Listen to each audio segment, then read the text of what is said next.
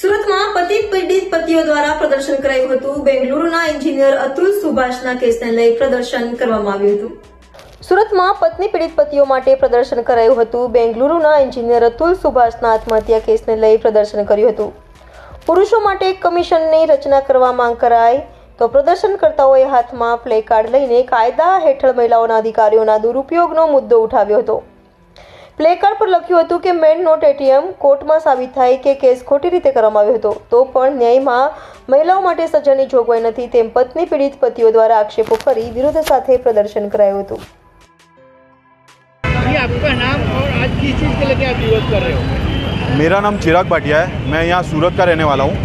हम लोग प्रोटेस्ट कर रहे हैं बिकॉज अतुल सुभाष करके जो एक विक्टिम था जिसने फेक केस की वजह से आत्महत्या की है 9/12 को, ठीक है, तो हम उसके खिलाफ प्रदर्शन कर रहे हैं कि उसको न्याय मिले और पुरुषों के लिए भी एक सही कानून बने. आज की तारीख में ऐसा हो रहा है कि कई सारी महिलाएं फेक केस कर रही है पुरुषों पे, जहाँ पे ये साबित भी हो जाता है कि ये केस एक गलत केस किया गया था तो भी न्याय में उनके लिए कोई भी दंड का प्रावधान नहीं रखा गया है. तो हम ये चाहते हैं, हमारी संस्था ये चाहती है कि पुरुषों के लिए भी एक आयोग बने और हम पुरुष लोग भी अच्छे से न्याय प्राप्त कर सकें.